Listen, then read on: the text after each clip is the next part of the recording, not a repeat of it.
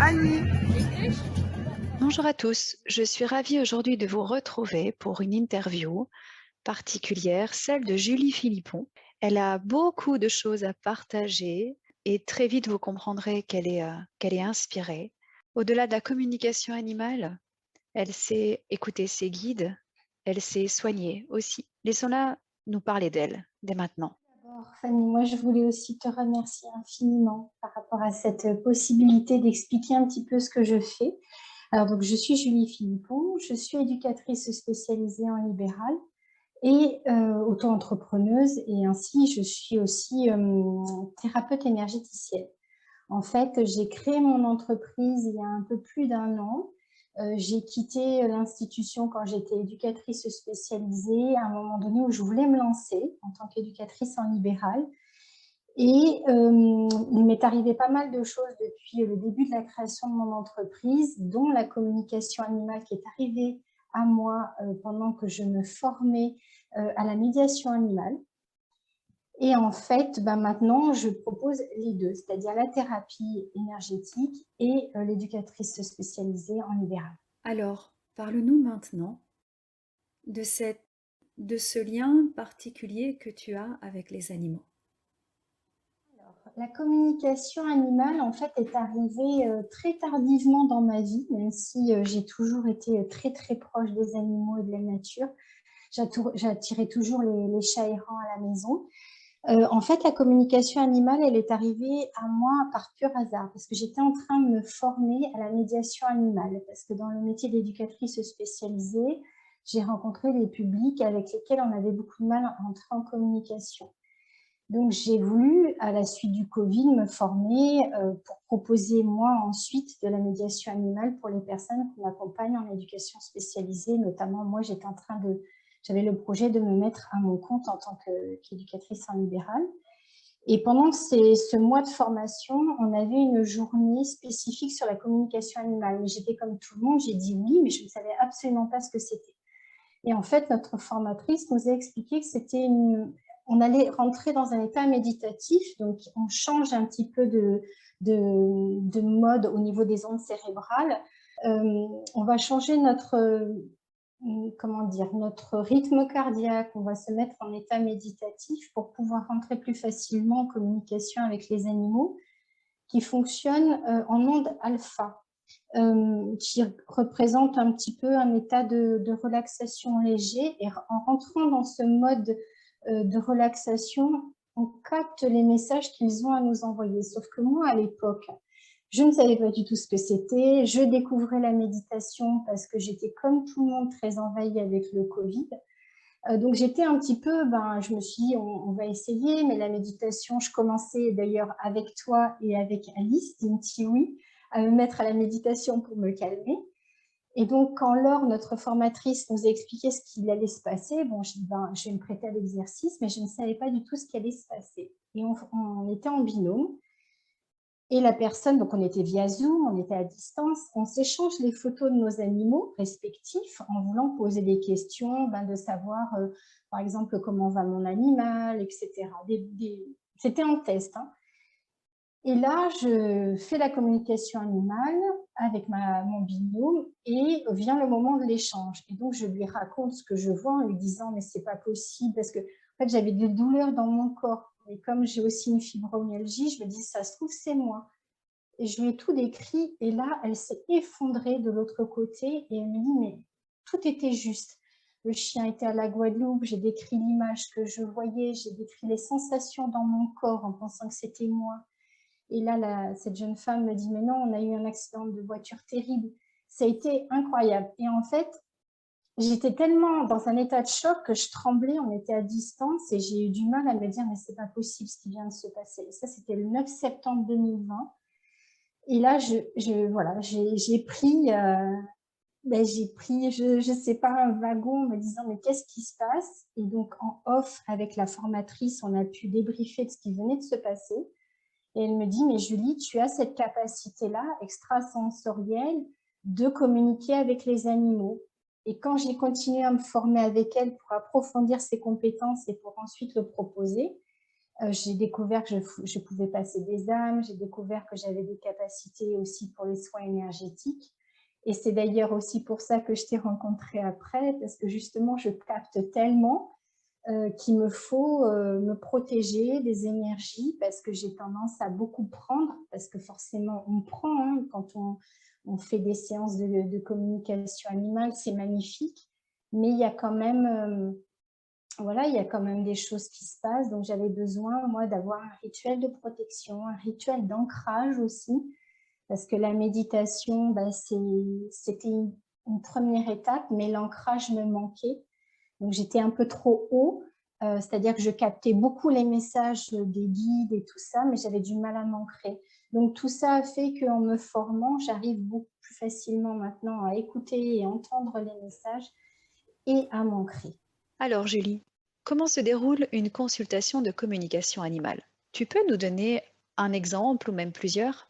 J'ai beaucoup eu de distanciel, beaucoup de personnes qui m'appellent et puis qui m'expliquent la problématique et du coup on fait tout à distance et j'ai juste une personne où régulièrement c'est une chaîne que je suis pour différentes problématiques, notamment de stress, et c'est une collègue qui fait de la médiation animale justement, donc elle a besoin que sa chienne soit calme.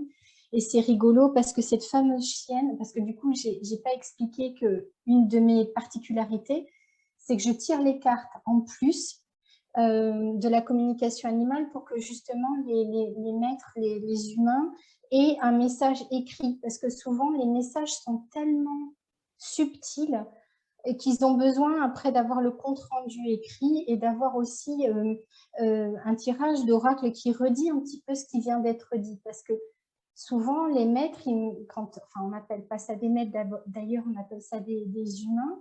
Les personnes vont m'appeler et me dire, écoutez, j'ai l'impression que mon animal a quelque chose à me dire, mais je ne le comprends pas. Ou bien, je suis dans une période où je sens que moi, je ne vais pas très bien et mon chien ou ma chienne ou ma jument, par exemple, je pense à une jument, je sens qu'elle a un souci, je sens qu'il se passe quelque chose, son comportement n'est pas comme d'habitude. Voilà, ou des fois, c'est des personnes qui ont entendu parler de la communication animale et qui sont curieuses. Et quand je leur explique un petit peu comment je fais, que je communique avec les guides, bien sûr, j'explique tout tout le protocole. Les personnes, pour pas non plus trop les inquiéter, je leur explique que c'est pas anodin la communication animale. On va recevoir des messages souvent très personnels, très précis, et dans la majorité des cas, ça va pas tant être pour l'animal en lui-même. L'animal, en fait, il va se servir de moi ou d'autres communicants animaliers pour transmettre un message à son humain. Ça va être, par exemple, tu prends pas assez soin de toi, je m'inquiète pour toi. Notamment, il y a une jument qui était venue pendant que j'étais en train de faire une communication animale, une jument que j'avais vue il y a très longtemps et qui m'a transmis le message pour son humaine en disant « elle ne s'occupe pas assez d'elle ».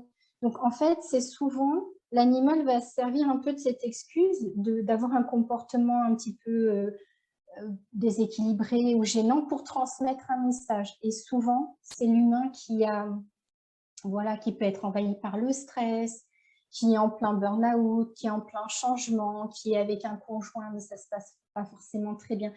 Donc, c'est assez exceptionnel, en fait, les messages qu'on reçoit. Parce que l'animal, j'allais dire, c'est presque comme s'il s'efface. Il est tellement dans l'amour, il est tellement là, en fait, pour dire, mais en fait, moi, je vais bien, même s'il y a des petits soucis.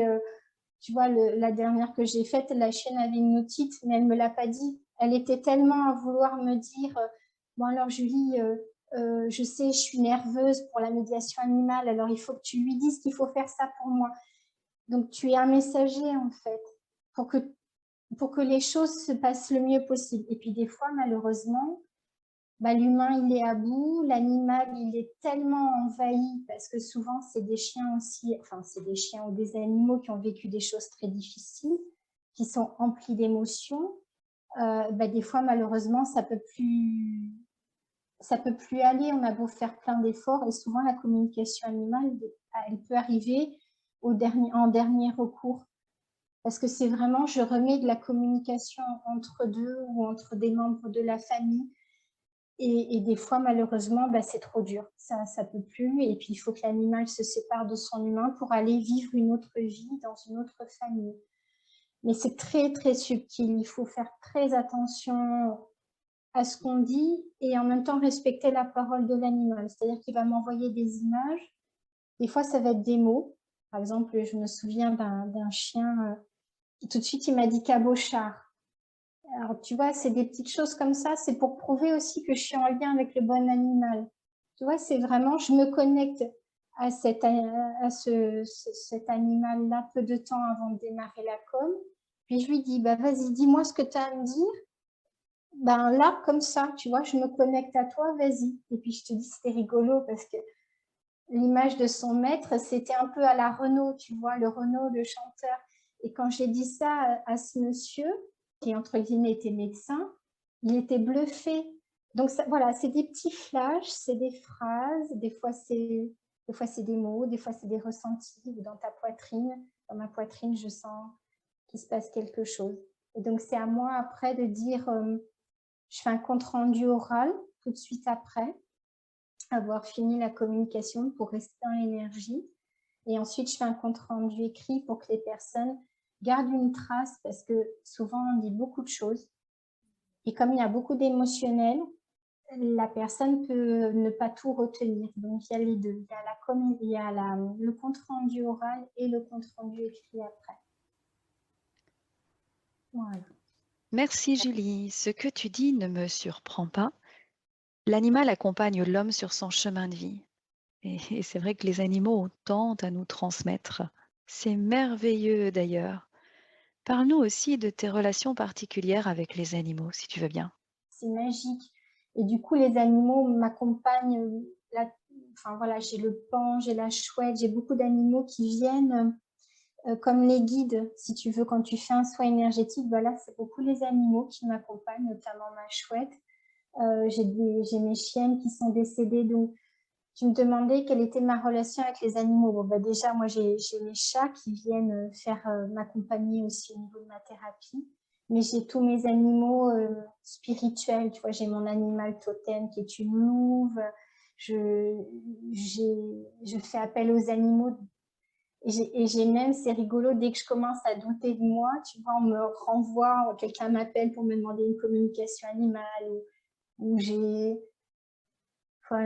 des signes de mes animaux. Enfin, c'est toujours une connexion de tous les instants, j'allais dire. Est-ce qu'on peut dire que ton approche s'apparente un peu à celle d'une chamane? Toute cette période-là où j'ai commencé ma formation de médiation animale, je lisais énormément et je n'arrivais pas en fait à me dire on ne rentre pas en communication avec ces enfants-là facilement, et notamment je pensais à l'autisme par rapport à mon petit-neveu aussi qui est autiste. Et je ne me souviens plus comment je suis tombée sur le livre de Rupert Isaacson, qui est un monsieur qui a emmené son fils atteint d'autisme se soigner auprès des Mongols, du peuple mongol par rapport au chamanisme. C'était son dernier recours. Et puis je lisais et j'étais en train d'écrire cette soutenance. Et puis j'ai vu un film qui m'a beaucoup bouleversée sur Corinne Sombrin. Et j'ai eu soif de lire. Donc j'ai lu énormément de livres différents en très peu de temps, entre juin et août. Et il s'est passé quelque chose. Tu vois, j'étais en pleine formation, j'étais en plein développement, j'avais fait le Reiki, j'avais commencé toute la pratique au niveau du transgénérationnel par rapport à ma lignée. Et pendant toute cette période où je lisais, où je travaillais beaucoup sur moi, les livres, il s'est passé quelque chose. Une nuit, j'ai fait un rêve initiatique où j'ai une femme chamane, une vieille femme chamane, qui m'a touché le bras. Et en fait, je suis partie en transe dans mon rêve où elle me disait que j'allais être une puissante chamane. Et je me suis réveillée, mais en fait, j'avais l'impression de toutes ces nuits-là, pendant ces périodes-là, j'avais l'impression de recevoir des soins quasiment tout le temps. Et puis, je me disais, mais pour qui je me prends? Je ne suis pas chamane. Enfin, tu vois, c'était aussi, on en entendait beaucoup parler. Je me disais, mais c'est pas possible. Et puis, j'ai continué à lire. Et j'ai des oracles que je tire tous les jours, dont un qui est sur la médecine chamanique. Et j'arrêtais pas de tirer le tambour. Je disais, bon, c'est bon, ça y est, j'ai compris. Donc, en septembre, j'ai commandé mon premier tambour que je suis allée récupérer au mois de décembre. Et là, ça n'a fait que s'ouvrir. C'est-à-dire, je ne sais pas comment expliquer ça, je ne savais pas trop comment m'en servir, mais je me suis connectée à lui via l'énergie Reiki. Tu vois, j'ai fait un soin. J'ai commencé la première méditation de début d'année avec lui, avec le tambour. J'ai commencé à avoir plein de messages des animaux et mes guides m'ont envoyé le mot sonothérapie. Et à cette période-là, au mois de décembre, j'ai aussi eu le message de mes guides de créer, donc le 14 décembre à 3h30, une radio spirituelle. Et là, je me suis dit, non, mais c'est pas possible. je peux pas, je sais pas. Et j'étais complètement paniquée. Donc, je suis allée me mettre dans la salle de bain et je leur ai dit, mais je comprends pas, c'est infaisable, c'est pas possible. Et là, ils me disent, mais on va t'aider. Et ils me donnent le prénom d'Alice. Et Alice, c'est Alice Dintiwi, que je connais un petit peu comme toi par le biais des réseaux sociaux parce que je la suis pour la méditation, mais pas plus que ça. Et le lendemain matin, je lui envoie un message sur Instagram et je lui dis, Alice, voilà ce qui se passe. Voilà ce que mes guides m'ont dit. Et ils m'ont donné ton prénom. Est-ce que tu accepterais éventuellement de m'aider? Et ça a été incroyable. D'ailleurs, j'en profite pour la remercier vraiment du fond du cœur parce qu'elle a été extraordinaire. Tout de suite, elle m'a dit oui. Et en fait, elle s'est connectée elle aussi à ces messages qu'elle recevait en parallèle et qui sont rentrés en résonance avec ce que je venais de lui dire. Et elle me dit, Julie, je pense que pour toi, c'est le mot podcast qui me vient. Et on se dit, bah, écoute, toutes les deux, elle me dit qu'elle va m'aider, etc. Donc, je commence un petit peu à me renseigner. Et le titre du podcast, ça a été Pérégrination d'une apprentie chamane. Tu peux donc témoigner d'un véritable parcours initiatique qui a été rapide pour toi. Et quelle sera la suite, Julie? Depuis la communication animale, depuis que je me suis reconnectée à tout ce que j'avais fermé enfant, tout ce qui me faisait peur, tous ces, tu vois, le passage d'âme, le fait que j'entendais des choses mais que j'y croyais pas. Il y a eu tellement de choses en peu de temps, la communication animale, le Reiki, le transgénérationnel et maintenant le chamanisme. Et en fait, c'est comme si tout s'était ouvert comme un éventail parce que j'étais prête, mais à franchir étape par étape parce que mine de rien, c'est arrivé en peu de temps. Et ça a été bouleversant, là, même par rapport à ma famille. J'étais éducatrice spécialisée. Maintenant, je suis thérapeute. Tu vois, là, j'ai le projet de faire de la sonothérapie pour les enfants atteints d'autisme. D'ailleurs, ça fait partie d'un des podcasts, un des derniers épisodes de podcast que j'ai enregistré avec Émilie. Donc, tu vois, j'ai mes projets qui sont en train de s'ouvrir à ce monde un petit peu subtil. Et d'ailleurs, les guides m'ont dit, mais tu vas être là pour éveiller les consciences. Donc, j'essaye de ne pas trop bousculer, tu vois, quand je prends des rendez-vous pour les soins énergétiques ou la communication animale ou le tambour, j'y vais vraiment tout doucement et puis je laisse faire. Mais là, par exemple, la sonothérapie avec mon petit-neveu a été extraordinaire. En 2 séances, ma belle-sœur m'envoie des textos régulièrement en me disant mais même sa psychologue le trouve beaucoup plus calme, il dort mieux, ça a été extraordinaire.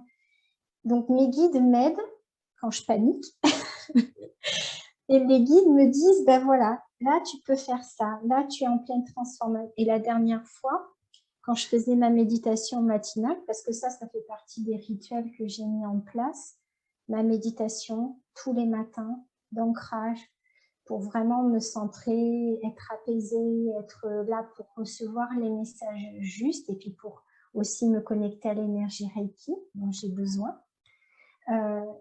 Ça ça aide à rester humble et authentique par rapport à tout ce que tu vis. Le fait que les guides te mettent un peu, te font sortir de ta zone de confort, mais tu sais qu'en même temps, si tu y vas, c'est que pour du bon, parce qu'ils ne veulent que du bien pour toi. Donc voilà, donc c'est accepter les messages, te dire à un moment donné pourquoi tu es appelé à faire telle formation, tu ne sais pas, mais tu y vas. Et là, je suis en pleine formation pour les gardiennes de lune, parce que j'ai aussi comme projet pour la rentrée d'animer des cercles mère-fille. C'est un sujet pareil qui me passionne énormément. Et là aussi, je vais retrouver la partie éducatrice spécialisée pour animer ces cercles. Et je sais que dans d'autres vies, j'étais amenée à créer du lien et remettre de la relation et de l'amour entre la maman et son enfant, mais aussi beaucoup de communication entre la mère et la fille. Et donc ça, c'est un de mes projets pour la rentrée. Merci Julie. On t'écoute. Et maintenant, c'est important de revenir à plus de concret. Plus tu vas avancer de toute façon et plus l'éventail s'ouvrira, surtout que tu t'autorises à écouter les guides et à saisir les opportunités qui se présentent. Et tu montres aussi par cette interview que c'est possible à tous ceux qui nous écoutent. Maintenant, Julie, je souhaite vraiment que tu nous parles des soins, des accompagnements que tu proposes. Dis-nous. Alors, moi, je suis très orientée donc, sur la communication animale, sur les soins énergétiques Reiki. Et ensuite, en parallèle, j'amène l'approche du transgénérationnel et la sonothérapie au tambour. Tout le reste, en fait, au niveau du site internet est expliqué.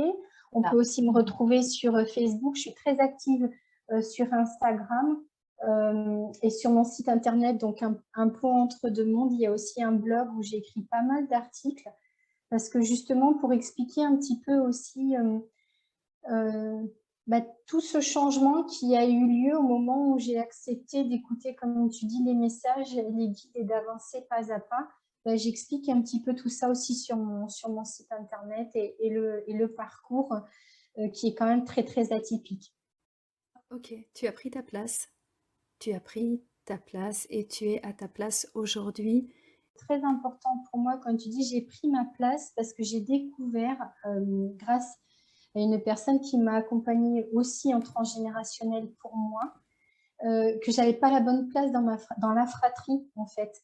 En questionnant ma maman, parce que j'étais en quête de comprendre mon histoire aussi familiale et ma lignée. Très récemment, il y a une quinzaine de jours, 3 semaines, j'ai appris que j'étais à la 2e place et non pas à la 1re. Et quand tu dis j'ai pris ma place, mais tu peux pas savoir l'importance que l'on peut ressentir et les shifts que l'on a dans notre corps et dans notre vie quand on prend notre juste place. Et pour ça, le transgénérationnel est exceptionnel et c'est pour ça que je l'amène aussi dans mes accompagnements un petit peu en parallèle parce que rien que ça, même tu vois dans la fratrie de mes filles, en fait elles ne sont pas 3, ils auraient été 6 normalement. Et chacun, là en peu de temps, pareil, mes filles ont repris leur place et c'est incroyable ce qui se passe. Et quand tu viens, les phrases que tu viens de dire résonnent tellement fort, ça me touche vraiment énormément parce que longtemps j'ai cherché ma place et j'ai 48 ans, il était temps que je la trouve. Voilà, tu vois, j'ai été guidée en disant cette phrase. Voilà. Merci beaucoup. Merci Julie, merci pour ce partage très riche et à bientôt. Au revoir.